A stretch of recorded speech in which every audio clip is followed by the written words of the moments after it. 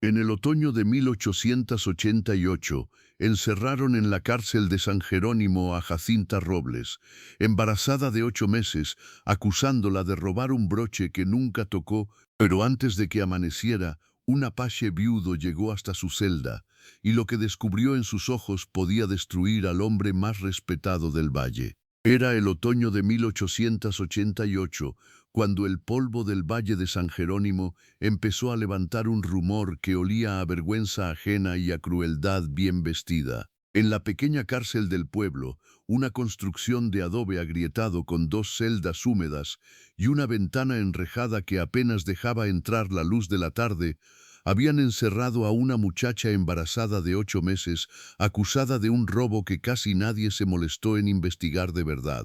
Se llamaba Jacinta Robles. Tenía 23 años, el rostro pálido por el cansancio, las manos hinchadas y una forma de apretar los labios que solo tienen las mujeres que han llorado tanto en silencio que ya no quieren regalarle sus lágrimas a nadie. San Jerónimo era uno de esos pueblos donde la miseria y el orgullo caminaban juntos. Las casas más pobres se apretaban alrededor de la plaza como si buscaran protección unas en otras, mientras la casa del juez y la hacienda del patrón se alzaban un poco más arriba, donde el viento corría más limpio y la gente importante podía mirar el resto del valle sin mezclarse demasiado con él. Allí, una acusación bastaba para manchar una vida. Y si la acusada era una mujer sola, sin marido, con el vientre crecido y sin un apellido fuerte que la defendiera, entonces la sentencia social llegaba mucho antes que cualquier papel oficial. Jacinta había llegado a ese pueblo 2 años atrás, después de enterrar a su madre en una aldea seca del sur. No vino buscando fortuna, vino buscando trabajo, que en aquellas tierras era casi lo mismo que buscar misericordia. Encontró primero un rincón en la cocina de la fonda de doña Elvira, luego jornadas lavando ropa ajena en el arroyo helado y, cuando el invierno anterior apretó más de la cuenta, aceptó servir en la casa del juez Esteban Vallés, un hombre de barba recortada, voz impecable y una fama de rectitud que el pueblo repetía con devoción, aunque muchos le tuvieran miedo. A los ojos de los demás, el juez era la ley hecha hombre. A los ojos de Jacinta, con el paso de los meses, fue revelándose como algo más peligroso. Un hombre que sabía sonreír mientras hundía a otros. La muchacha no era hermosa de esa manera escandalosa que obliga a todos a mirar, pero tenía una dulzura serena en los ojos castaños y una dignidad callada que hacía pensar en esas flores pequeñas que nacen entre piedras y nadie sabe cómo lograron abrirse paso. Trabajaba sin quejarse, hablaba poco, agachaba la cabeza cuando la humillaban y aún así había algo en ella que no se dejaba romper del todo. Tal vez por eso despertaba tanta incomodidad en ciertas personas, porque la bondad, cuando sobrevive al desprecio, se vuelve una especie de reproche silencioso para los crueles. En la casa del juez, Jacinta conoció el peso real de la humillación. La esposa de Vallés, doña Mercedes, llevaba años enferma de los pulmones y pasaba largas temporadas encerrada en su habitación, entre mantas, frascos de remedios y rezos. La hermana del juez, doña Amalia, gobernaba la casa con una severidad tan fría que hasta los platos parecían sonar más bajo cuando ella cruzaba el comedor. Fue Amalia quien empezó a mirar a Jacinta con una dureza particular desde que notó que su hermano, a veces, se detenía demasiado en la cocina con cualquier pretexto. No era un interés limpio, no era ternura, era esa clase de atención que convierte a una mujer pobre en presa fácil y luego pretende acusarla a ella de haber tentado al hombre equivocado. Jacinta lo comprendió tarde, como suelen comprenderlo las mujeres que han sido educadas para obedecer.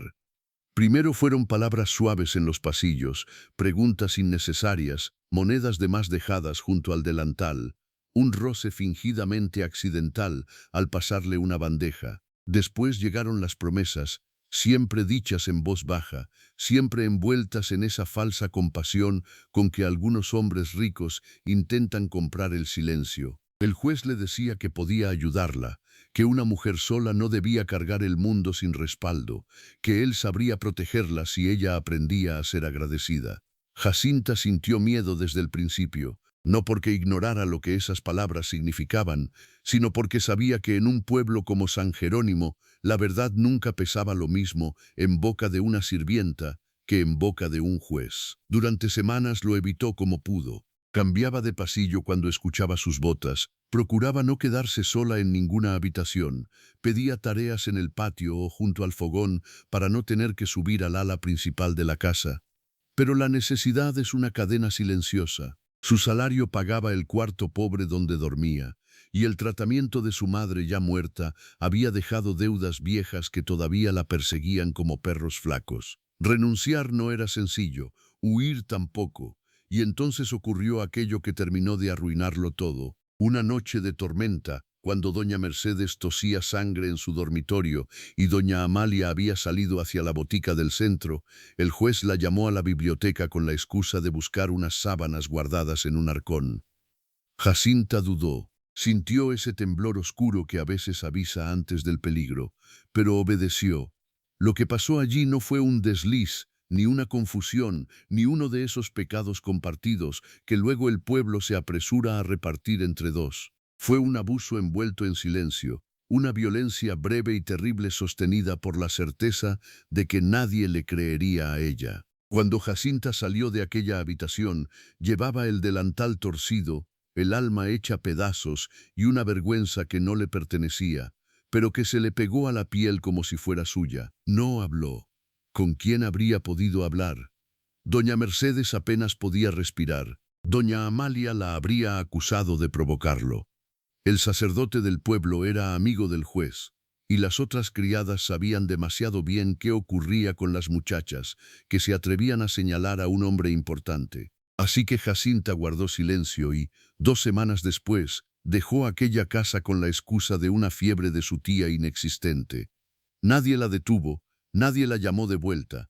El juez ni siquiera la miró al despedirse. Ese desprecio le dolió más de lo que ella habría querido admitir, no porque lo amara, sino porque entendió de golpe lo poco que valía su dolor en aquel mundo. Durante un tiempo sobrevivió cosiendo ropa ajena y lavando en el arroyo. Luego comenzaron las náuseas, después el mareo, y una mañana, mientras remendaba una camisa en el cuarto que alquilaba detrás de la herrería, comprendió con una claridad helada que llevaba una vida dentro. Sintió que el suelo desaparecía, no porque aquel niño fuera culpable de nada, sino porque supo de inmediato lo que vendría. En un pueblo como San Jerónimo, una mujer sin marido no estaba embarazada, estaba condenada. Intentó ocultarlo cuanto pudo. Ajustó sus vestidos, evitó la plaza, dejó de acudir a la misa de los domingos para no sentir las miradas clavándosele en el vientre. Pero la verdad crece, y crece más deprisa cuando la maledicencia la alimenta. La primera en notarlo fue Tomasa, la panadera, que la vio doblarse de náusea detrás del horno. Luego lo supo media calle, después todo el pueblo. Las mujeres cuchicheaban al verla pasar. Los hombres sonreían con esa mueca sucia que mezcla deseo y desprecio. Nadie le preguntó si necesitaba ayuda. Nadie quiso saber quién la había dejado así. En lugar de eso, comenzaron a circular versiones cada vez más venenosas, que se había vendido por unas monedas, que andaba detrás de hombres casados, que el padre del niño era un arriero cualquiera, o un peón, o un borracho de paso. Lo único que nadie imaginó fue la verdad, porque la verdad implicaba ensuciar el nombre de un hombre al que el pueblo prefería seguir llamando honorable. Y entonces desapareció un broche de oro de la casa del juez. No era una joya extraordinaria, apenas una pieza pequeña, antigua, que había pertenecido a la madre de los Vallés. Pero doña Amalia convirtió aquella pérdida en un escándalo. Dijo que solo una criada de manos ligeras podía haberlo tomado. Recordó, con una indignación demasiado preparada, que Jacinta había servido en aquella casa durante meses. Sugirió que la muchacha había vuelto alguna tarde a pedir trabajo y al verse rechazada, había robado por despecho. Nadie preguntó por qué una embarazada agotada habría arriesgado todo por un broche que ni siquiera podía vender sin delatarse. Nadie quiso ver la torpeza de la acusación, porque el verdadero propósito no era recuperar la joya, era enterrarla a ella antes de que su vientre hablara demasiado. La arrestaron al amanecer, delante de media calle, cuando apenas podía inclinarse para recoger la cubeta del agua. El alguacil no fue cruel, pero tampoco fue compasivo. La llevó de la muñeca como si temiera que una mujer agotada y con 8 meses de embarazo pudiera escapar corriendo cerro arriba. Jacinta no gritó, no suplicó, solo apretó una mano contra su vientre y caminó en silencio entre las miradas del pueblo. Algunas eran de morbo, otras de desprecio, unas pocas, muy pocas, de lástima, pero la lástima, en ciertos momentos, duele casi tanto como la crueldad, porque observa el sufrimiento sin atreverse a detenerlo. Cuando la encerraron en la celda del fondo, el aire olía a humedad, a hierro viejo y a abandono. La paja del suelo estaba sucia, la manta tenía manchas antiguas, y el banco de piedra donde la hicieron sentarse parecía más apropiado para quebrar a una persona que para sostenerla. Jacinta apoyó la espalda en la pared y cerró los ojos. Afuera, en la plaza, el día siguió como si nada. Sonó la campana del mediodía. Se abrió la botica. Pasaron carretas. Los niños corrieron detrás de un perro. Y sin saberlo todavía, el pueblo entero se acercaba al momento en que una verdad demasiado tiempo enterrada iba a empezar a pedir cuentas. Al caer la tarde, el calor agrio de la celda empezó a cambiar por un frío terco que subía desde el suelo de adobe y se metía en los huesos. Jacinta seguía sentada en el banco de piedra, con una mano en la espalda y la otra sobre el vientre, respirando despacio para que el niño no sintiera el temblor que le recorría el cuerpo. Afuera, las voces del pueblo iban apagándose de a poco, pero no del todo. Siempre quedaba algún murmullo, alguna risa lejana, el golpe seco de una puerta, el relincho de un caballo en la plaza. San Jerónimo parecía no cansarse nunca de mirar el dolor ajeno como si fuera un espectáculo que justificara la monotonía de sus días. A media tarde apareció el alguacil Fermín con un plato de frijoles fríos y una tortilla endurecida en un cuenco de lata. Era un hombre ancho, de bigote gris y ojos cansados. Uno de esos hombres que no nacieron crueles, pero se fueron volviendo obedientes a fuerza de costumbre. Dejó el plato en el suelo, junto a la reja, y evitó mirarla demasiado. «Coma algo», murmuró. «Le hará falta».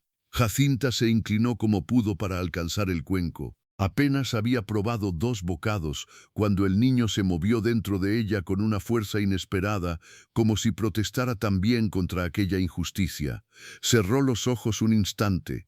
El dolor no era todavía alarma, pero sí un recordatorio. Faltaban pocas semanas, tal vez menos, y ella estaba allí, encerrada como una ladrona, sin una manta limpia, sin una mujer de confianza cerca, sin más defensa que su propia palabra, esa palabra que para el pueblo valía menos que la firma de cualquier hombre con apellido sonoro. «Don Fermín», dijo al fin, levantando la vista hacia el alguacil, que ya se disponía a irse.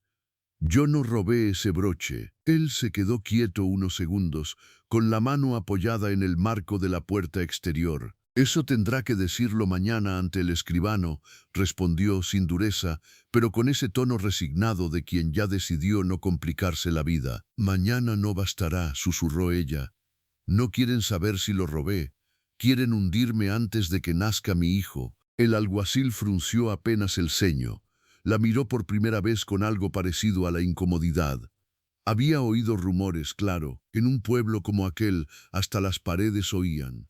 Sabía que el juez Vallés había sido demasiado amable con algunas muchachas antes. Sabía también que doña Amalia llevaba semanas moviéndose con una prisa sospechosa, como quien tapa una gotera antes de que el techo entero se venga abajo. Pero saber no era lo mismo que hablar, y hablar contra los Vallés podía costarle el puesto, la paz y tal vez algo más. «Descanse», dijo al final, «mañana se verá», y se marchó. Jacinta bajó la mirada hacia el plato.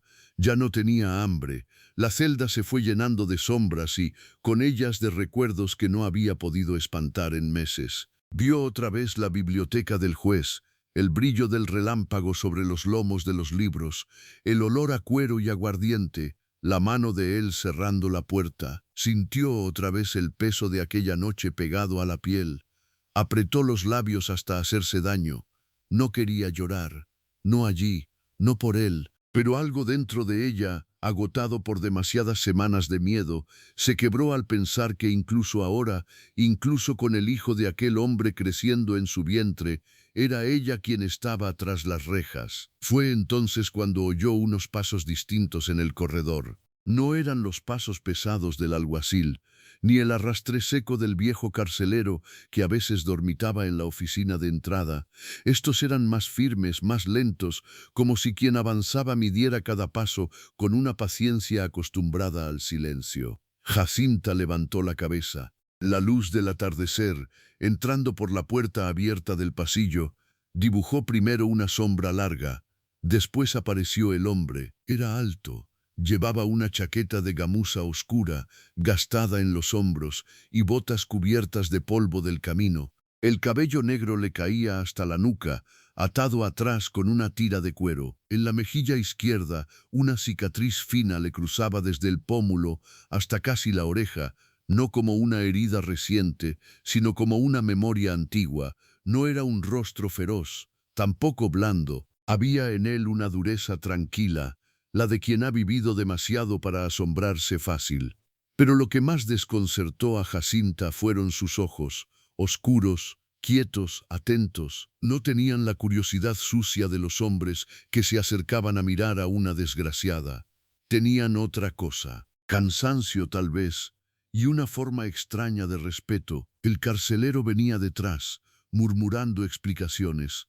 Le digo, señor Nahuel, que no es hora de visitas, y menos para una presa, así que ese era su nombre, Nahuel. Jacinta lo había oído antes, aunque solo en rumores. El apache del barranco del Fresno, el viudo que vivía a un día de caballo del pueblo, cerca del cauce seco, el hombre que bajaba algunas veces a vender cueros, maíz o carne salada y casi siempre se iba antes del anochecer. Unos decían que era huraño, otros que era peligroso. Algunos lo llamaban salvaje cuando estaban seguros de que no podía oírlos. Pero también se decía, en voz más baja, que jamás había engañado a nadie en un trato y que, cuando la helada del año anterior arruinó media cosecha, fue él quien dejó sacos de grano en la puerta de dos viudas sin pedirles pago. Nahuel no respondió enseguida al carcelero. Se detuvo frente a la celda y miró a Jacinta como si quisiera asegurarse de algo. Luego habló con una voz grave, serena. No vengo a verla como visita. Vengo a preguntarle una cosa. El carcelero se encogió de hombros, vencido por esa clase de autoridad que no necesita gritar. Se apartó unos pasos, aunque no demasiado. Jacinta sintió una punzada de recelo. Ya no confiaba en ninguna pregunta. Casi todas escondían una trampa. ¿Qué quieres saber?, preguntó sin levantarse. Nahuel apoyó una mano en la reja. No intentó acercarse más. Esta mañana, en la plaza, oí que la encerraron por robo. Después oí 3 versiones distintas del mismo cuento, y ninguna coincidía en nada salvo en una cosa. Todos parecían demasiado satisfechos de verla aquí. Jacinta lo miró en silencio. Eso no es una pregunta, dijo al cabo. Por primera vez, algo parecido a una sombra de sonrisa le tocó la boca, pero fue breve. No, la pregunta es otra. ¿Robó usted ese broche? La muchacha tardó en responder. Toda su vida reciente le había enseñado que la verdad no la protegía. Y sin embargo, algo en la forma de aquel hombre, en su quietud sin amenaza, le hizo sentir que mentirle sería una traición a sí misma. No, no fue emisor. Nahuel sostuvo su mirada unos segundos, como si pesara no solo la palabra, sino el modo en que había sido dicha. Eso pensé. El carcelero bufó por detrás. Con respeto, señor, todas lo niegan. Nahuel giró apenas la cabeza. Y no todas tienen la cara de alguien que ya está cansada de defenderse. El viejo se quedó callado. Jacinta bajó la vista hacia sus manos hinchadas. No recordaba la última vez que alguien había hablado de ella sin desprecio ni sospecha. ¿Por qué le importa?, preguntó, más para protegerse que por verdadera curiosidad. Nahuel guardó silencio un momento. Luego respondió, porque esta mañana vi salir de la botica a doña Amalia Vallés antes de que abrieran oficialmente, y porque una hora después la escuché decir en la plaza que el broche desaparecido era una reliquia familiar que usted había codiciado desde que servía en su casa. Los mentirosos suelen hablar demasiado pronto. Jacinta sintió que el pecho se le apretaba. Alzó los ojos con sobresalto. No va a poder hacer nada contra ellos. No he dicho que vaya a hacerlo, respondió él. Aún. Esa sola palabra abrió en ella una rendija peligrosa, la esperanza. Y Jacinta había aprendido que la esperanza mal puesta podía doler más que la miseria. No se meta en esto, dijo, casi con dureza. Usted no sabe con quién se enfrenta. Nahuel volvió a mirarla de esa manera extraña, como si la advirtiera y al mismo tiempo entendiera más de lo que ella suponía. Sé exactamente con quién. Entonces el carcelero se aclaró la garganta. Basta ya. Si el juez se entera de que vine a dejarlo hablar con la presa, me costará caro. Nahuel asintió, pero antes de apartarse hizo una última pregunta, esta vez en voz más baja. ¿Tiene a alguien que pueda asistirla si el niño decide nacer antes? Aquello la desarmó más que cualquier gesto de compasión. No, susurró. Tenía una vecina, doña Rosario, pero desde que me acusaron no ha vuelto. Nadie quiere verse cerca de mí. Nahuel apretó apenas la mandíbula. Miró un instante el vientre redondo de Jacinta y luego volvió a sus ojos. Entonces procure aguantar esta noche. Mañana volveré. ¿Para qué? Para ver si todavía hay algo de justicia en este pueblo. Y se fue. Jacinta lo siguió con la mirada hasta que su sombra desapareció del corredor. Solo entonces notó que estaba temblando. No de miedo, de algo peor. De ese alivio mínimo e inesperado que se siente cuando, en medio del abandono, alguien pronuncia una frase sencilla y uno descubre que todavía no se ha acostumbrado del todo a ser invisible. La noche cayó cerrada sobre San Jerónimo. El carcelero apagó una lámpara del corredor y dejó otra, pequeña, colgando junto a la entrada. La luz apenas alcanzaba a dibujar líneas doradas sobre la reja. Jacinta intentó dormir recostada de lado sobre la paja, pero el cuerpo no se lo permitió. Cada postura le dolía. El niño se movía inquieto, y en su cabeza regresaban, una y otra vez, las palabras de Nahuel. Mañana volveré. No debía creerle. Los hombres dicen muchas cosas cuando aún no han medido el precio de cumplirlas. El juez Vallés tenía poder, tenía amigos, tenía la costumbre de salir limpio incluso de lo que ensuciaba, y sin embargo algo dentro de Jacinta repetía aquella voz grave como si quisiera abrigarse en ella. Pasada la medianoche, el dolor cambió. No fue un simple tirón, fue una contracción seca honda que le cruzó el vientre y le arrancó un jadeo involuntario. Jacinta se incorporó con dificultad, apoyando una mano en la pared. Esperó. El dolor cedió un poco. Respiró. Tal vez era solo el susto, tal vez el cuerpo protestaba por el frío y el hambre, pero media hora después llegó otra punzada, más larga. Y luego otra. Golpeó la reja con la palma. Don Fermín, llamó, conteniendo el pánico. Don Fermín, el alguacil tardó en aparecer, despeinado y malhumorado. ¿Qué pasa ahora? Jacinta tenía el rostro blanco. Creo que el niño viene antes. Fermín abrió mucho los ojos y miró hacia el pasillo como si esperara que la solución apareciera sola. No puede ser, falta tiempo. No sé cuánto falta, dijo ella, respirando con dificultad.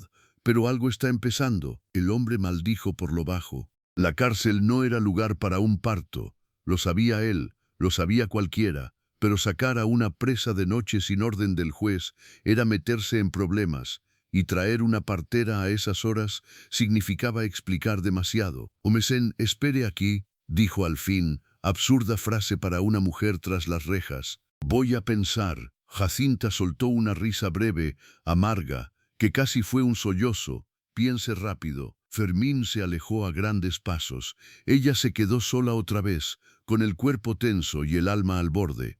Afuera, el viento empezó a golpear la puerta principal.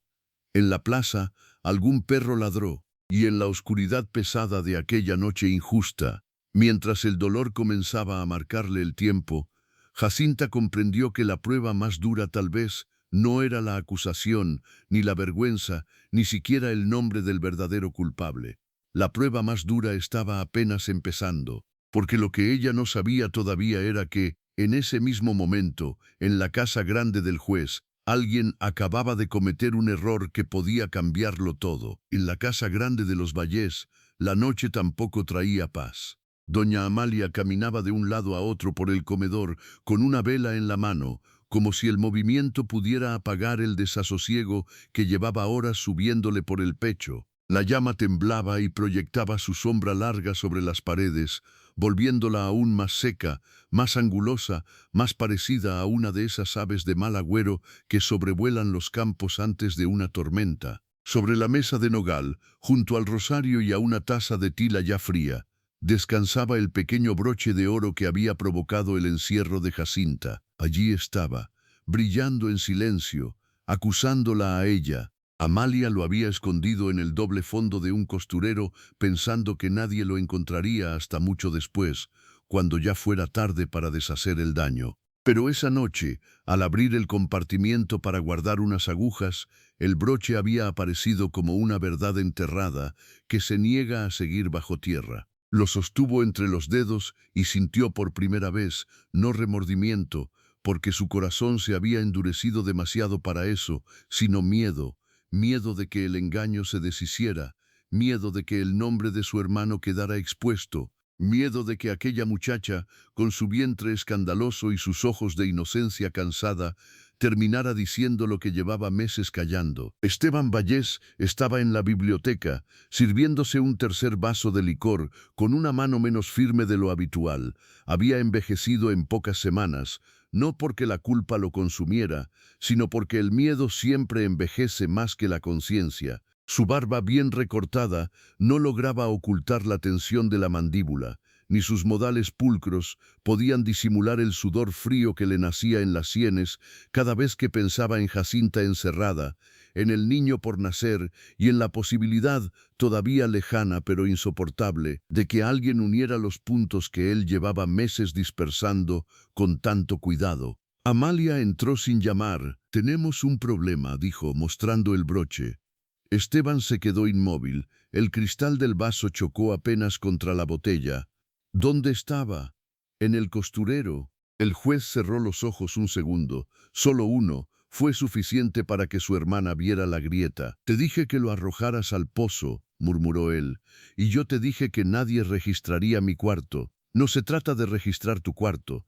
Se trata de que si alguien lo encuentra aquí, nadie lo encontrará», cortó ella, aunque su voz ya no sonaba tan segura. «Pero hay que sacarla de allí antes de que empiece a hablar más de la cuenta». Esteban alzó la vista. «¿Hablar qué?».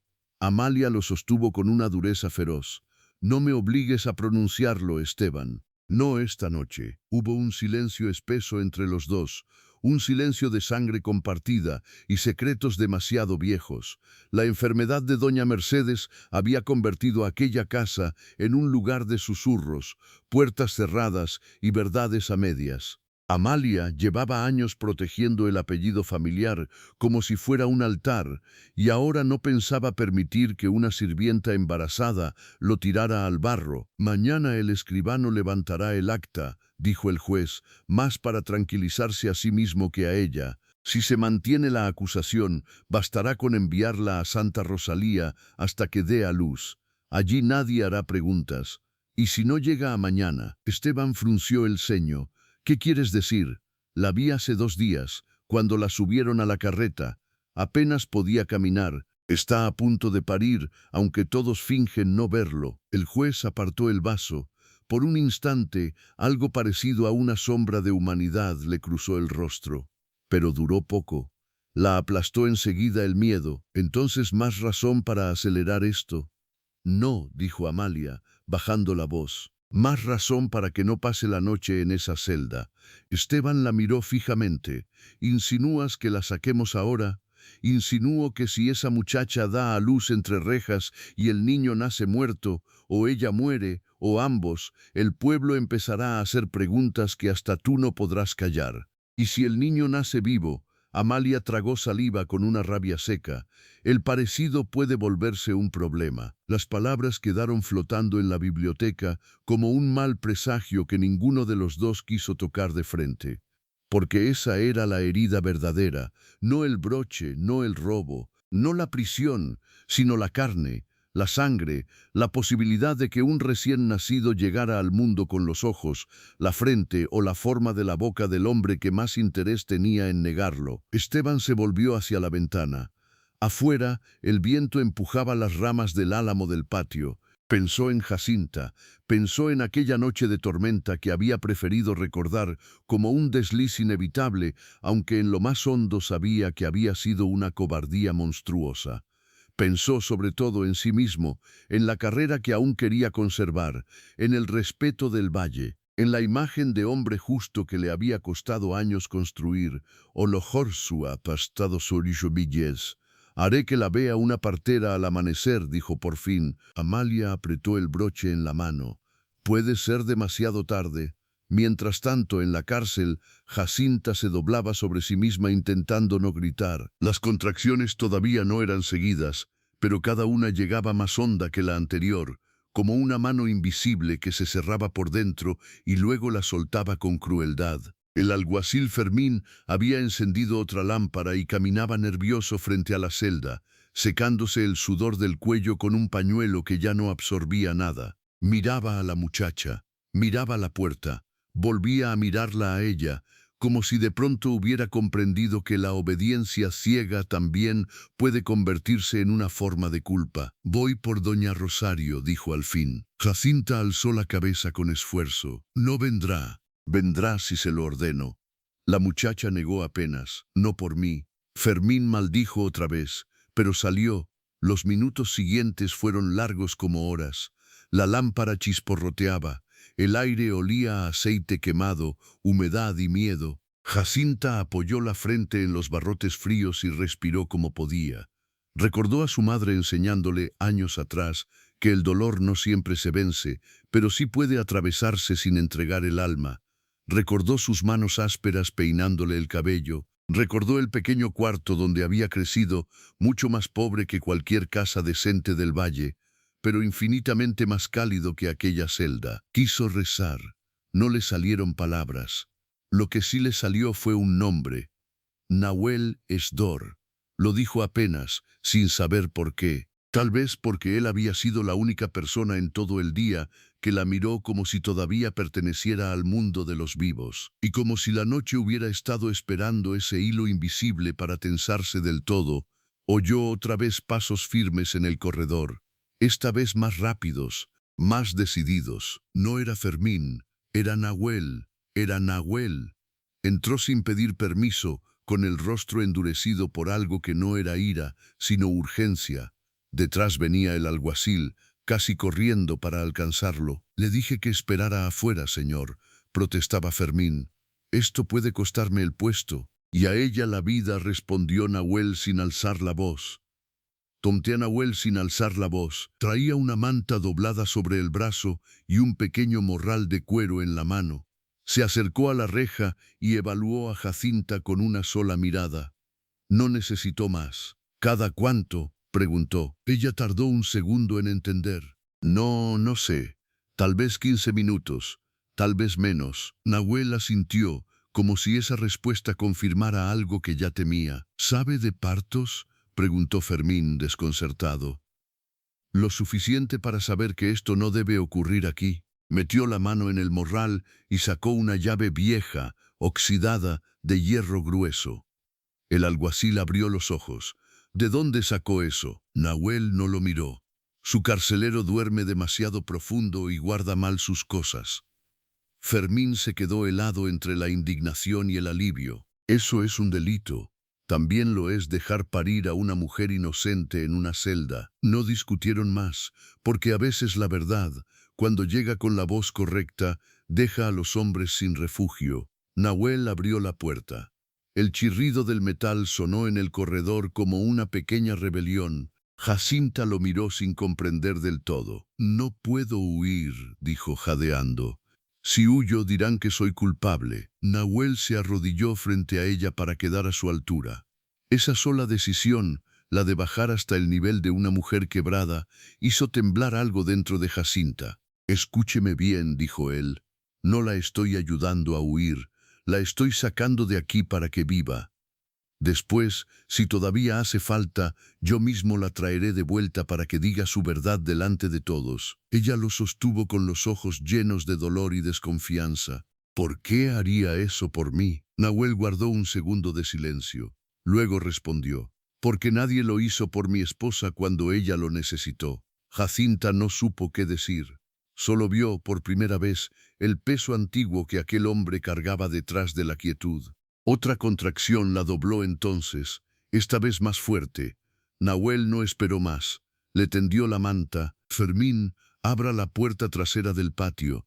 Si nos ven, no nos verán si deja de temblar y se mueve. El alguacil obedeció. Nahuel ayudó a Jacinta a ponerse de pie con una delicadeza que no parecía propia de unas manos tan grandes. No la alzó de golpe, no la apuró, le sostuvo el brazo, la espalda, el tiempo exacto de cada movimiento, como si supiera que una persona herida no solo necesita fuerza ajena, sino también que respeten su dignidad. ¿Puede caminar?, preguntó. Sí, creo. Dieron 3 pasos. En el cuarto, Jacinta se detuvo, vencida por otra punzada. Nahuel la sostuvo antes de que cayera. No pasa nada, murmuró, con una calma extraña. Respire, ya falta menos. Y entonces ocurrió algo que ninguno de los 3 esperaba. Desde la puerta principal de la cárcel llegó un golpe seco, luego otro. Después la voz afilada de doña Amalia Vallés, exigiendo que le abrieran de inmediato en nombre del juez. Fermín palideció. Dios santo. Nahuel no se movió, solo giró la cabeza hacia el corredor oscuro. Sus ojos se endurecieron apenas. Así que ya lo saben. Jacinta sintió que el mundo se inclinaba bajo sus pies. Si Amalia estaba allí a esas horas, no venía por compasión, venía a tapar algo, y lo que estaba a punto de ocurrir podía cambiarlo todo. Porque el verdadero problema ya no era salir de la celda. El verdadero problema era que por primera vez 2 verdades habían llegado al mismo lugar en la misma noche. La de una mujer inocente a punto de dar a luz y la de quienes harían cualquier cosa por enterrarla antes del amanecer. Los golpes en la puerta principal retumbaron otra vez, más duros, más impacientes, como si doña Amalia quisiera derribar no solo la madera, sino también el poco tiempo que aún le quedaba a Jacinta para sostenerse en pie. La voz de la hermana del juez atravesó el corredor con esa frialdad afilada que parecía capaz de cortar el aire. «Abra de inmediato, Fermín. Traigo orden del juez Vallés». El alguacil miró a Nahuel, luego a Jacinta, luego a la puerta trasera que acababa de destrabar con manos temblorosas. Tenía el rostro de los hombres que entienden demasiado tarde que la neutralidad también toma partido. «Si no abro, mañana estaré arruinado», murmuró. «Y si abre ahora, ella también», respondió Nahuel. Jacinta apenas podía respirar. El dolor le venía en oleadas cada vez más seguidas, y el niño se movía dentro de ella con una fuerza desesperada. Se apoyó en el brazo de Nahuel y cerró los ojos un instante. La voz de Amalia volvió a sonar, esta vez más cerca, más venenosa. «Sé que estás ahí, inútil, no empeores tu situación». Aquellas palabras, lanzadas al interior de la cárcel como una piedra, terminaron de revelar lo que nadie había querido nombrar. No venía por un procedimiento, no venía por justicia, venía por control, venía a asegurarse de que Jacinta siguiera siendo una muchacha sola, acorralada, demasiado débil para resistir. Nahuel tomó una decisión en ese mismo segundo. «Fermín, escúcheme bien. Abra la puerta principal y entreténgala. Dígale que la mujer está descompuesta, que no puede verla aún, que necesita agua, cualquier cosa. Compre unos minutos, y ustedes, saldremos por atrás». El alguacil tragó saliva. «Si los descubren, dirán que la ayudé a escapar». Nahuel lo sostuvo con la mirada, sin alzar la voz. «Entonces diga la verdad. Diga que la sacamos porque iba a parir en el suelo de una celda. Si en este pueblo todavía queda un hombre capaz de entender eso, será suficiente». Fermín no respondió, pero algo en su rostro cambió. Tal vez por primera vez en muchos años, eligió no obedecer al miedo, sino a la conciencia. Asintió una sola vez y echó a andar hacia la entrada. Nahuel rodeó a Jacinta con la manta y la condujo con cuidado hacia la puerta trasera del patio. El corredor era estrecho, oscuro y olía a cal húmeda. Cada paso le costaba a ella un esfuerzo inmenso. Sus piernas temblaban, el sudor le bajaba por la nuca, y aún así avanzó, porque había momentos en que una mujer ya no camina por esperanza, sino por puro instinto de supervivencia. Al llegar al patio trasero, el aire frío de la noche le golpeó el rostro. Sobre el cielo de San Jerónimo se habían extendido nubes pesadas que tapaban casi todas las estrellas. Solo una luna pálida se asomaba entre jirones de sombra, como si también ella observara aquella huida silenciosa. Detrás del muro bajo esperaba un caballo ensillado y, un poco más allá, un carretón pequeño cubierto con lonas. Jacinta lo miró sin entender. ¿Pensó en todo esto antes de venir?, preguntó entre jadeos. Nahuel no respondió enseguida. Le acomodó mejor la manta en los hombros y luego dijo: «Pensé que quizá tendría que sacarla de aquí. No imaginé que sería esta noche». Ella quiso preguntar por qué un hombre como él se había preparado para ayudar a una mujer que apenas conocía, pero otra contracción le cortó las palabras. Se dobló con un gemido ahogado. Nahuel la sostuvo con firmeza, esperando a que el espasmo pasara. «Ya no podemos llevarla a caballo», dijo, más para sí mismo que para ella. «Será el carretón». La ayudó a subir con una delicadeza casi dolorosa. Puso debajo de su espalda una manta doblada y luego trepó al pescante. Apenas tomó las riendas, desde el interior de la cárcel llegó el sonido de la puerta principal abriéndose de golpe. «¿Dónde está?», gritó Amalia. Después la voz de Fermín, tensa, intentando ganar tiempo. «La presa está indispuesta, señora. No puede recibirla ahora. Quítese de mi camino». Nahuel chasqueó apenas la lengua y el caballo arrancó. El carretón avanzó por el callejón trasero, entre tapias de adobe y corrales oscuros. Las ruedas crujían sobre la tierra seca. Jacinta apretaba los dientes para no gritar, cada sacudida le atravesaba el cuerpo, pero prefería eso a volver a oír la voz de Amalia tan cerca. Sentía que estaba dejando atrás algo más que una cárcel. Estaba dejando atrás meses enteros de humillación, miedo y silencio. Sin embargo, la amenaza no había terminado. Apenas empezaba a tomar otra forma. Doblaron por una calle angosta que desembocaba cerca del arroyo. San Jerónimo dormía a medias. Algunas ventanas seguían encendidas. Un perro ladró al paso del carretón. En la plaza lejana sonó una campana suelta, movida por el viento. Y justo cuando Jacinta creyó que habían logrado salir sin ser vistos, oyó a lo lejos un grito. «¡Por allá! ¡Van por el callejón del molino!». Nahuel no volvió la cabeza. Solo tensó las riendas y obligó al caballo a ganar velocidad. «Nos vieron», susurró Jacinta. «Sí, ¿quién? ¿Algún peón de los Vallés o de Amalia? Da igual. Ahora escúcheme. Vamos a salir del pueblo por el paso del arroyo seco. Si aguanta una hora, llegaremos a mi cabaña». La muchacha abrió los ojos con esfuerzo. «¿Su cabaña? Está más cerca que cualquier otra parte, y allí hay fuego, agua limpia y una anciana que sabe asistir nacimientos mejor que muchos médicos del valle». «¿Quién?». «Micaela. Fue partera antes de que el pueblo decidiera llamarla bruja por saber demasiado». Pese al dolor, Jacinta sintió una punzada de ironía triste. En aquellas tierras casi todas las mujeres sabias terminaban convertidas en sospechosas. El carretón dejó atrás las últimas casas y tomó el sendero del arroyo seco. El camino se volvió más irregular. Las ruedas golpeaban piedras ocultas. Los mezquites se arqueaban a ambos lados como sombras vigilantes. Detrás, muy lejos todavía, comenzaron a escucharse cascos. Nahuel miró apenas por encima del hombro. «Son 2, tal vez 3 jinetes». Jacinta sintió que el miedo le devolvía un poco de lucidez. «No debió hacer esto. Si lo alcanzan dirán que me secuestró. Dirán que digan lo que quieran». «No entiende». Él giró apenas el rostro. «Entiendo mejor de lo que cree.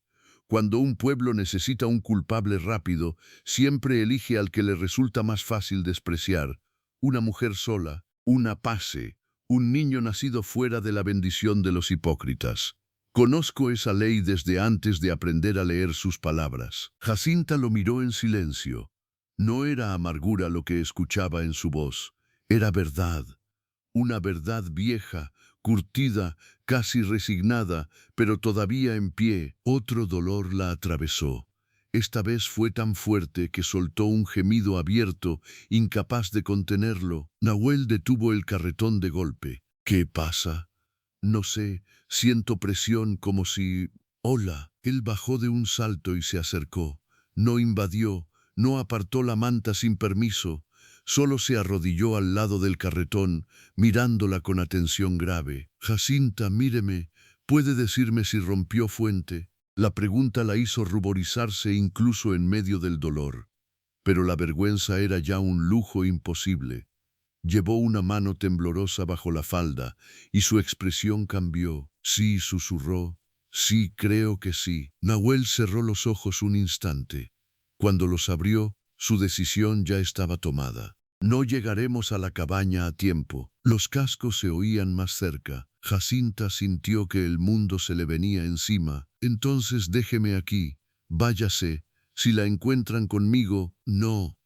La respuesta fue seca, definitiva. Miró alrededor con rapidez y localizó, a unos metros del cauce, una vieja choza de pastores medio abandonada, apenas un techo de ramas reforzado con barro y una puerta torcida. No era un hogar, pero sí un refugio. Allí, dijo. Tomó una lámpara del carretón, el morral de cuero y una manta más. Luego, con una fuerza controlada que no tuvo nada de brusca, alzó a Jacinta entre sus brazos. Ella soltó un jadeo y se aferró instintivamente a su chaqueta. El cuerpo de Nahuel era firme, cálido, real. No la cargaba como una carga vergonzosa, ni como un objeto, sino como si su vida importara. Entraron en la choza justo cuando el viento empezó a soplar más fuerte. Dentro olía a tierra, humo antiguo y madera reseca. Había un catre roto en un rincón y un banco bajo cubierto de polvo. Nahuel dejó a Jacinta sobre las mantas extendidas en el suelo, encendió la lámpara y luego se volvió hacia ella. Escúcheme bien, voy a hacer fuego afuera, justo junto a la puerta, para que el humo no la ahogue. También voy a mover el carretón entre los mezquites para que no lo vean desde el sendero. Si esos jinetes pasan de largo, iremos por Micaela al amanecer. Si no pasan de largo, no terminó la frase. No hacía falta. Jacinta lo miró con el rostro descompuesto por el dolor y el miedo. ¿Y si el niño nace ahora? Nahuel sostuvo su mirada. En sus ojos no había pánico. Había una calma dura, ganada a fuerza de pérdidas. Entonces nacerá ahora. Y yo no la dejaré sola. Aquellas palabras se quedaron suspendidas entre los dos como una promesa que no necesitaba adorno. Jacinta sintió que algo dentro de ella, muy adentro, se rendía por fin al alivio.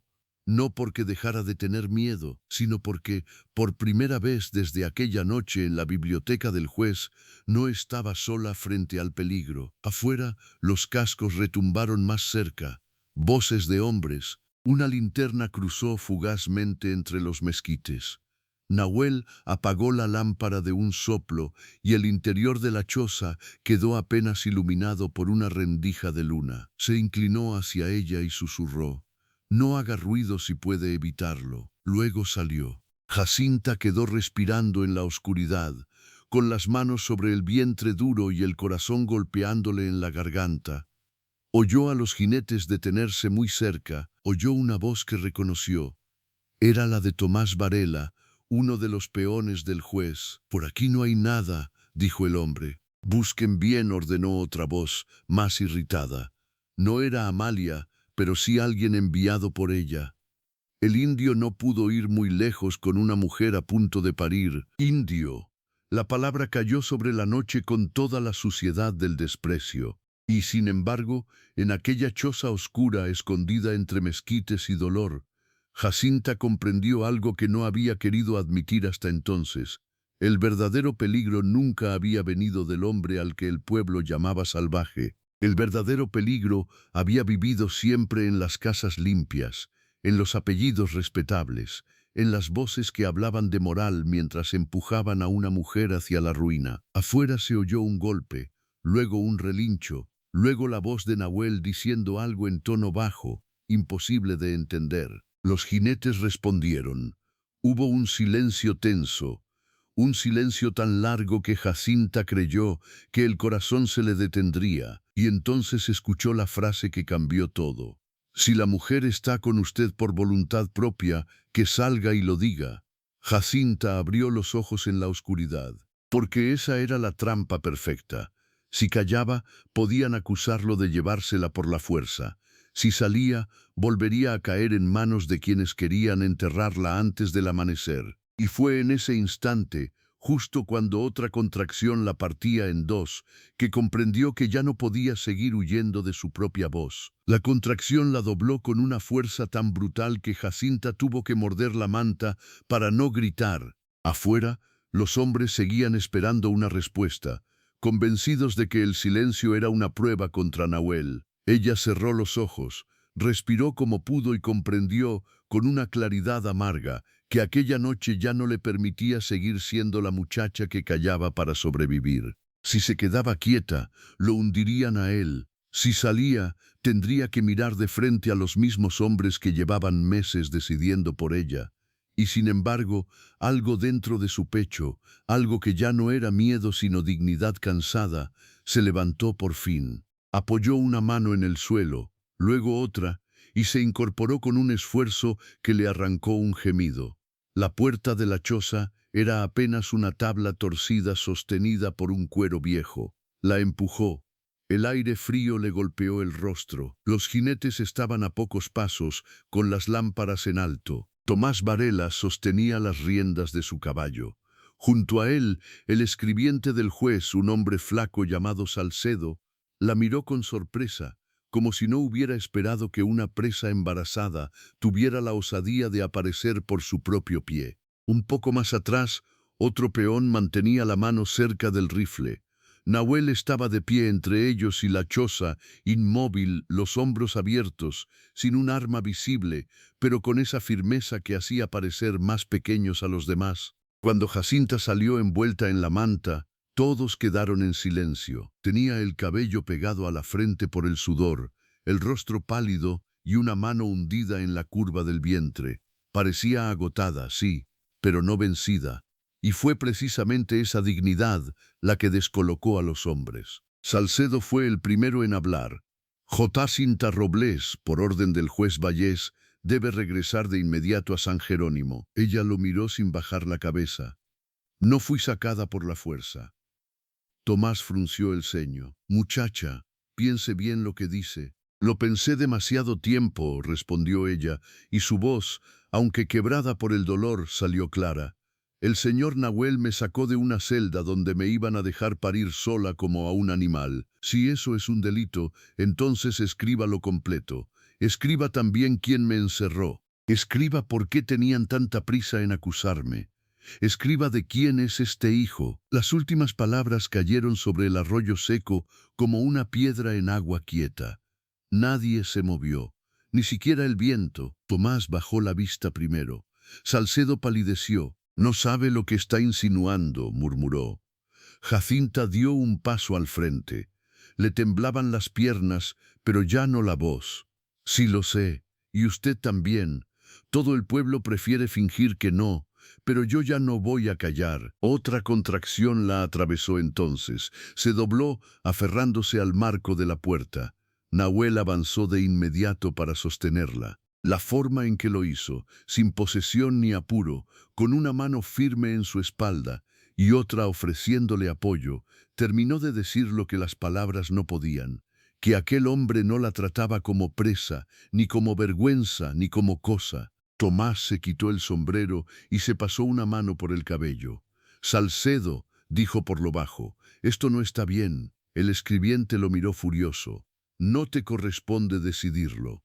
Tal vez no, pero tampoco me corresponde llevar a una mujer en trabajo de parto de vuelta a una celda. Nahuel levantó la vista hacia ellos. Hay una partera a media hora de aquí, en la loma del Fresno. Si tienen un resto de juicio, dejen de obedecer al miedo y ayuden. Salcedo vaciló. Era un hombre pequeño acostumbrado a esconderse detrás de sellos, firmas y órdenes ajenas. La verdad desnuda siempre le había resultado insoportable. Miró a Jacinta, vio el dolor real en su cuerpo, oyó su respiración rota y comprendió que si insistía en devolverla, la sangre de lo que ocurriera después también mancharía sus manos. No habló, pero se hizo a un lado. Tomás fue más lejos, bajó del caballo de un salto. Yo iré por la partera. Nahuel asintió una sola vez. Micaela vive junto al mezquite partido. Tomás montó de nuevo y salió al galope. El tercer peón, que apenas había hablado en toda la noche, bajó también la mirada y retrocedió unos pasos, como si quisiera apartarse de una vergüenza que recién empezaba a reconocer. Salcedo tragó saliva. Yo informaré que la mujer se negó a volver por su estado y que quedó bajo resguardo hasta el amanecer. Y Jacinta soltó una risa mínima, amarga. No, va a informar la verdad. Él no respondió, pero tampoco lo negó. Las siguientes 2 horas se volvieron una batalla entre el dolor y el tiempo. Nahuel encendió de nuevo la lámpara dentro de la choza y con ayuda del peón silencioso calentó agua en una olla ennegrecida que encontró entre las cosas viejas del lugar. Salcedo se quedó afuera, montando guardia con una incomodidad visible, como si no supiera ya de qué lado estaba su lealtad. Jacinta, recostada sobre las mantas, apretaba la mano de Nahuel cada vez que venía una contracción. Él no intentaba consolarla con palabras vacías, solo estaba, y aquella presencia valía más que cualquier promesa. Cuando por fin llegó Micaela, traía el cabello blanco suelto bajo un rebozo oscuro y el paso seguro de las mujeres que han visto demasiado para asustarse fácil. Entró, observó a Jacinta una sola vez, y luego miró a Nahuel. Esto ya está encima. Se arrodilló junto a la muchacha, le tocó el vientre, le revisó el pulso, le acomodó las mantas. Escúchame bien, hija. Vas a sufrir, sí, pero no vas a morirte esta noche. Y ese niño tampoco, si Dios y tu fuerza se ponen de acuerdo. Buen Dios, y lloró entonces, no de miedo, de alivio, porque alguien por fin hablaba de ella y de su hijo como vidas que merecían quedarse. El parto fue largo, duro y feroz. El alba empezó a clarear apenas cuando el llanto del niño rompió la oscuridad que aún quedaba dentro de la choza. Fue un llanto fuerte, limpio, casi indignado. Micaela lo alzó entre sus manos curtidas, lo envolvió en una manta tibia y sonrió con esa severidad tierna que tienen algunas ancianas. Fez, varón. Jacinta extendió los brazos temblando. Cuando el pequeño tocó su pecho, todo el dolor de la noche pareció retroceder un poco. Lo miró llorando en silencio. Tenía la piel enrojecida, el cabello oscuro pegado a la cabeza y una boca pequeña que buscaba instintivamente refugio. Pero fueron los ojos apenas entreabiertos los que helaron el aire. Eran los ojos del juez Vallés, no exactamente en color, porque en un recién nacido todo es todavía promesa, pero sí en la forma, en esa curva precisa de los párpados, en la línea de la frente, en una semejanza tan evidente que ni siquiera Micaela, que no conocía el secreto entero, pudo evitar mirar a Jacinta con asombro. Nahuel lo vio también, y no dijo nada, solo apretó la mandíbula. Afuera, el amanecer terminaba de abrirse sobre el valle cuando llegó otro jinete. No era Tomás, era el capitán Morales, comisionado territorial, un hombre de bigote espeso y mirada cansada, acompañado por 2 soldados. Venía desde Santa Rosalía, con papeles que el juez había solicitado el día anterior para formalizar el traslado de la presa. Pero al encontrar a Salcedo junto a la choza, al peón desarmado y al caballo de Tomás atado cerca del arroyo, comprendió enseguida que algo no encajaba. Entró cuando el niño ya estaba en brazos de su madre. Su mirada recorrió la escena, la mujer exhausta, la partera, Nahuel de pie junto a la puerta, el escribiente con el rostro deshecho, el recién nacido. Y entonces vio el parecido. No fue un gesto grande, apenas una contracción mínima en los ojos. Pero bastó. Quiero escuchar todo, dijo. Nadie habló primero, hasta que Jacinta, todavía pálida, con el hijo apretado contra el pecho, levantó la vista y comenzó a contar. Lo contó todo: la biblioteca, la noche de tormenta, el miedo, La acusación del broche, la celda, la llegada de Amalia, la huida, no adornó nada, no buscó compasión, habló como hablan quienes ya se cansaron de sobrevivir a costa de su propia voz. Después habló Fermín, que había llegado poco antes con Tomás. Confesó que la acusación siempre le pareció apresurada. Tomás dijo que la orden de recuperar a la muchacha vino con más urgencia que la de buscar ninguna joya. Salcedo, acorralado por la realidad y por su propia cobardía, terminó admitiendo que el juez había redactado el traslado antes siquiera de que se levantara el acta formal del supuesto robo. Y entonces Micaela, sin pedir permiso, tomó el broche que Salcedo llevaba en el bolsillo del abrigo, porque Amalia se lo había dado antes del amanecer para presentarlo si hacía falta. Y lo mostró ante todos. «Aquí está la reliquia robada», dijo. Demasiado limpia para haber pasado por manos de una presa, demasiado bien guardada para haber sido buscada de verdad. El silencio que siguió fue definitivo. A media mañana, el capitán Morales llegó a San Jerónimo con Jacinta en el carretón de Nahuel, el niño en brazos y media verdad del valle caminando detrás, porque los rumores habían corrido más rápido que el sol. La plaza se llenó. Mujeres, peones, curiosos, viejos del atrio, muchachos descalzos, todos querían ver, todos querían saber. Y esta vez la escena no estaba preparada por el poder, sino por la verdad. El juez Vallés salió de su casa con el rostro ceniciento. Doña Amalia venía detrás, rígida como una vara seca. Cuando vieron al niño, ambos entendieron que la mentira había llegado a su límite. El capitán no gritó, no hizo falta. Leyó en voz alta la suspensión inmediata de la acusación por robo, la apertura de una investigación por denuncia falsa y abuso de autoridad, y la retención preventiva del juez mientras se elevaban cargos al territorio. El pueblo escuchó en un silencio tan hondo que parecía una iglesia. Esteban intentó hablar. Dijo que todo era una conspiración, que la muchacha mentía, que el apache la había manipulado. Pero entonces Jacinta, todavía débil, todavía pálida, se puso de pie junto al carretón, con el niño apretado contra el pecho, y lo miró delante de todos. «Mírelo», dijo. El juez no pudo, y en ese gesto pequeño, en ese cobarde apartar los ojos de su propia sangre, el pueblo entendió más que con 100 testigos. Doña Amalia quiso intervenir, pero ya nadie la escuchaba igual. La gente la miraba con esa mezcla de repulsión y asombro que despiertan quienes se creen guardianes de la moral y terminan desnudos en su propia mezquindad.